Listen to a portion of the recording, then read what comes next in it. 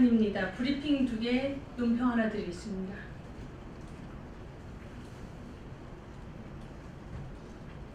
브리핑 하나 드리겠습니다.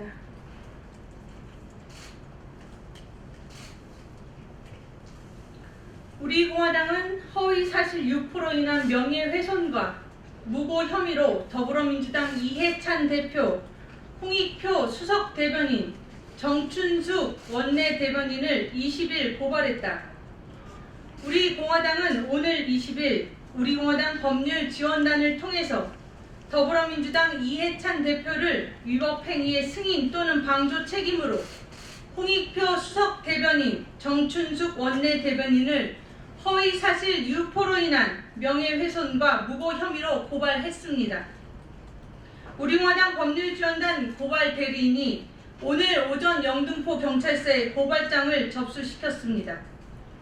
더불어민주당 홍익표 수석 대변인과 정춘숙 원내 대변인은 16일 국회 본청 앞에서 진행된 자유한국당 집회와 이 과정 중에 발생한 폭행 사건 등에 대해 우리 공화당의 조원진 공동대표에게 책임이 있다고 주장하며 공공연하게 허위사실을 유포해 우리 공화당과 조원진 공동대표의 명예를 훼손했고 급기야 조원진 공동대표에 대해 무고까지 하였습니다.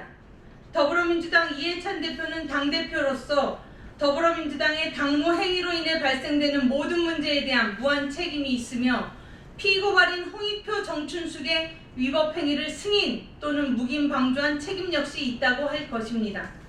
이에 우리 공화당은 집권 여당이라는 더불어민주당의 적반하장격 여론 호도용 위법 행위에 대해 도저히 좌시할 수 없어서 고발을 결정했고 고발장을 접수시켰습니다. 16일 국회 본청 앞에서 진행된 집회는 자유한국당이 개최한 집회이며 우리 공화당과 아무런 관련이 없습니다.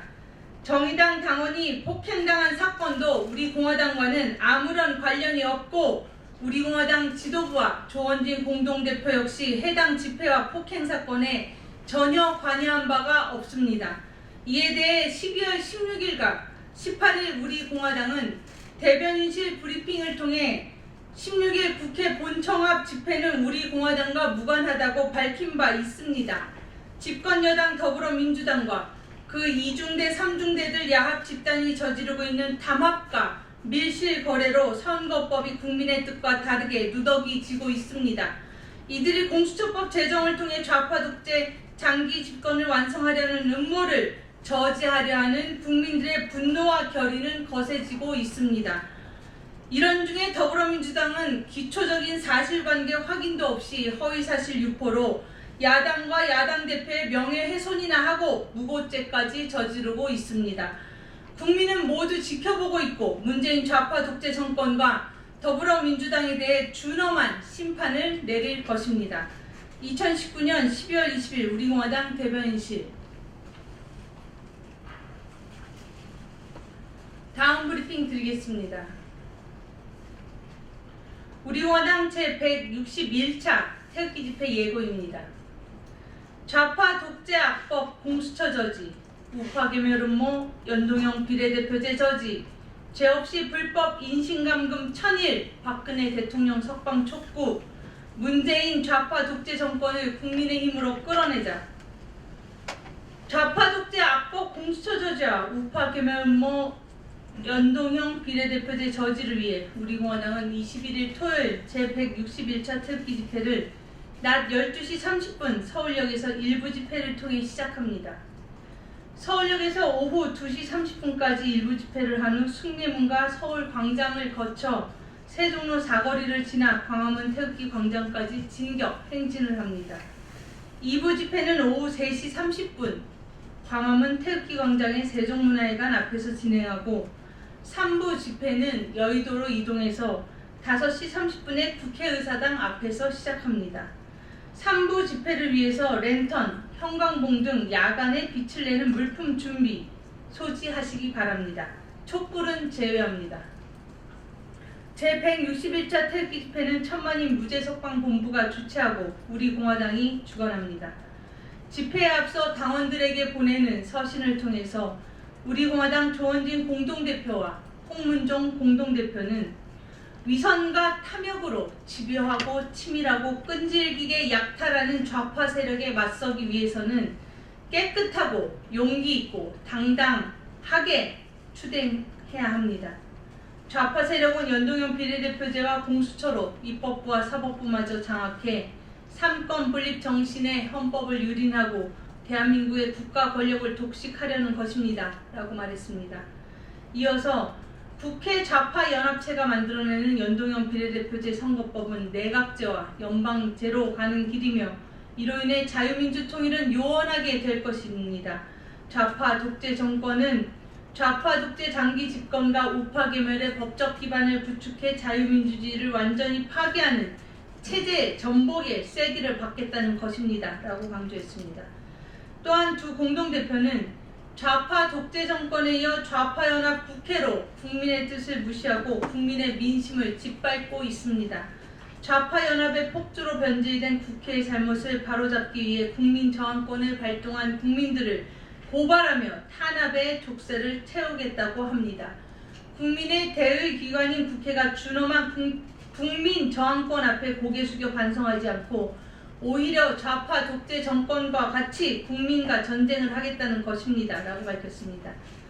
그리고 국민을 위한 국민의 정치는 이미 사라졌으며 국회와 정당은 좌경화되었고 국민을 버렸습니다.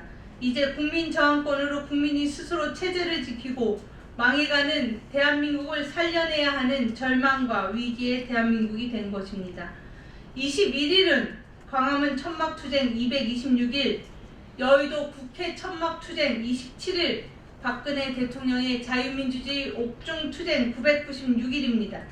12월 25일이면 박근혜 대통령의 자유민주주의 옥중투쟁이 1000일을 넘어서게 됩니다. 라고 했습니다.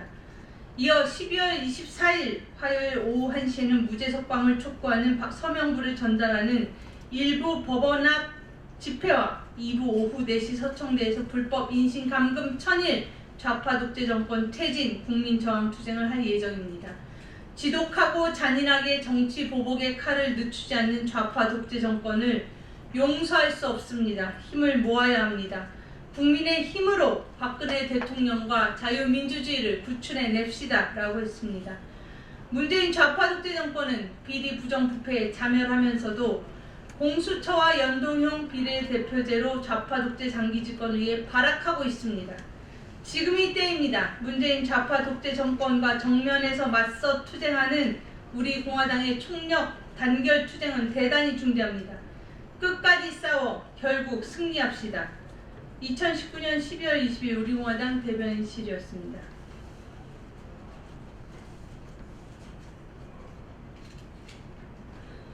논평 하나만 하고 마치겠습니다.